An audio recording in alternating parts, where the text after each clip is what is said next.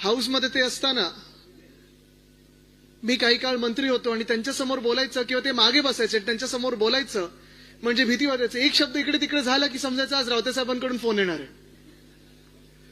असो, पण ह्या सगळ्या नेत्यांबरोबर जेव्हा आपण काम करतो अनेक गोष्टी शिकायला मिळतात आणि सगळ्यात महत्वाची गोष्ट त्यांच्याकडून शिकायला मिळते ती म्हणजे डिसिप्लिन. प्रत्येक नेत्याबद्दल काही ना काहीतरी सांगण्यासारखं आहे.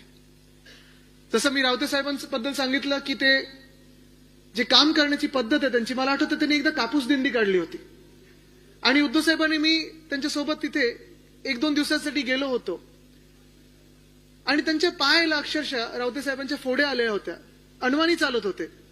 आणि शेतकऱ्यांसाठी एक मुंबईत जन्मलेला माणूस, एक मुंबईत राहणारा माणूस, पूर्ण जे काही आयुष्य त्यांनी मुंबईत काढलेलं आहे, शेतकऱ्यांसाठी काय करू शकतो, किती मन तिथे लावू शकतो, किती हृदयाने काम करू शकतो, याचं ज्वलंत उदाहरण म्हणजे रावते साहेब.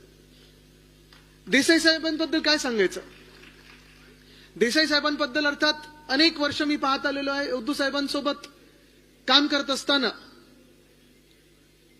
डोळे बंद करून विश्वास टाकून की हे काम होणार, 100% होणार, अशी एक व्यक्ती म्हणजे सुभाष देसाई साहेब. खरं जर पाहिलं गेलं तर त्यांना जवळून मी पाहिलं ते डॅव्हॉसमध्ये पाहिलं. त्यांचं वय मला वाटतं त्यावेळी देखील, आता किती वय असेल तुम्हाला माहितीये का कोणाला त्यांचं वय? 40-50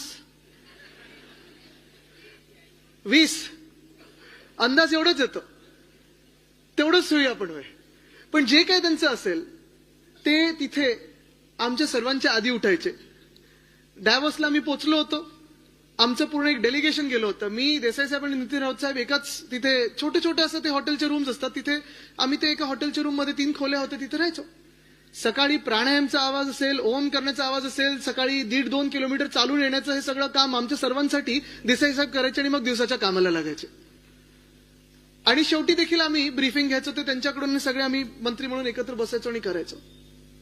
पण हे सगळं होत असताना मला वाटतं जसं त्यांनी सांगितलं ना की उद्धव साहेबांनी त्यांना सांगितलं की देसाई साहेब आता आपल्या पदाचं काय करायचं. त्यांनी एका मिनिटात सांगितलं, मी नाही, आता दुसऱ्या नवीन तरुणांना संधी दिली पाहिजे, नवीन लोकांना संधी दिली पाहिजे. ह्याला बोलतात शिवसैनिक. आणि शिवसैनिक काय असतो हे त्यांनी दाखवलं. खरं तेही बोलू शकले असते ना की नाही नाही उद्धव साहेब तुम्ही मंत्री आहात, मुख्यमंत्री आहात, जरा 2 पदं अजून मागून घ्या, मला काहीतरी द्या. ते बोलले मला एकही पद नको. त्यांनी एकच सांगितलं, मला शिवसेनेत काहीतरी जबाबदारी द्या, मला घरी बसू नका, मला पक्षाची काहीतरी जबाबदारी द्या, पक्ष बांधणीची जबाबदारी द्या. राजन विचारे साहेब तर इथे आहेतच. तुम्ही विचार करा, अनेक लोक जेव्हा आम्हाला भेटतात, काही काही असे पण आहेत आता जे आपल्या समोर लढले, लोकसभेत लढले,